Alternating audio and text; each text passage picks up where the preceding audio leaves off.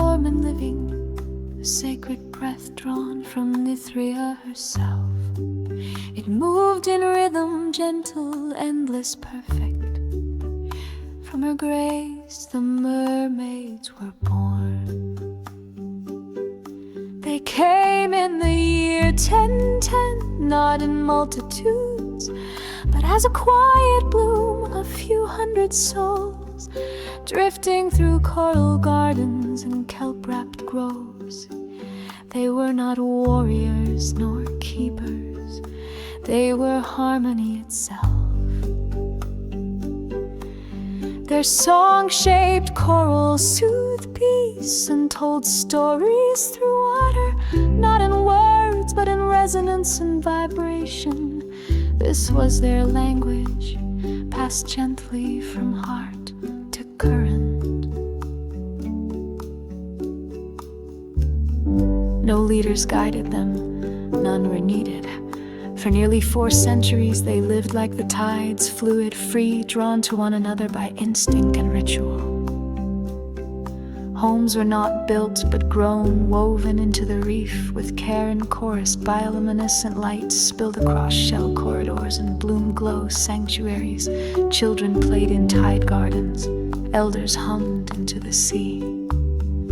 But as their numbers grew and their sanctuaries spread, their unity thinned, voices no longer reached as easily. And so in time, one rose from the quiet. Her name was Nayali. Oldest among them, not chosen by vote, but by presence. When the currents drifted apart, she stood still. In year 1390, Nayali became the first voice. She did not command, she held the center. Her song brought direction, her calm restored rhythm. Under her the mermaids flourished once more. Sanctuaries expanded, travel routes linked reef to reef, and always they returned to the heart, to gather, to sing, to remember. Moon phases guided rituals, coral blossoms marked the seasons. Above the water there was a sacred place, a crescent island just off the coast. They called it the droplet of sand. There they surfaced without fear. They rested, basked in moonlight, and laid eggs in the warm coves. No structures were built there. It was never a settlement. It was a breath, a place to feel the sun, to remember they were alive. By the 20th century, their population had grown beyond 1,200, spread wide and far, yet still bound by the sea. They knew no weapons, no war, no trouble, no fear. They had only song and peace. Until the current broke. In year 2088, the ocean changed. The light dimmed, whales fell silent. Coral recoil, a pressure filled the water, heavy, unnatural.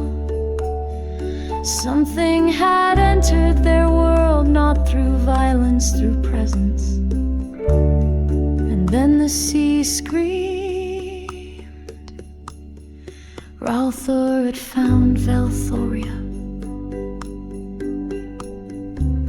He did not send flame or storm, he sent life twisted by hate. His first beasts came not to feed, but to destroy.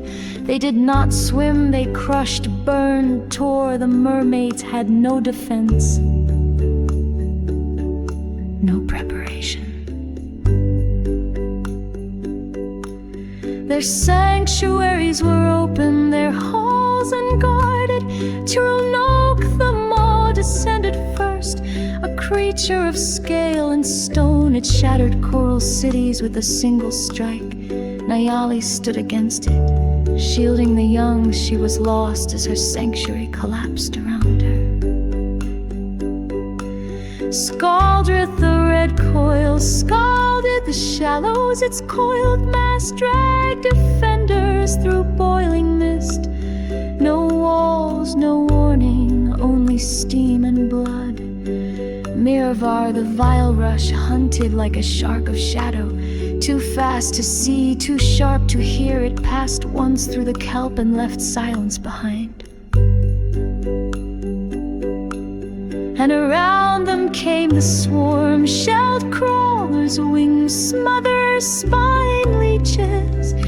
They came not as an army, but a flood, not for territory, for erasure.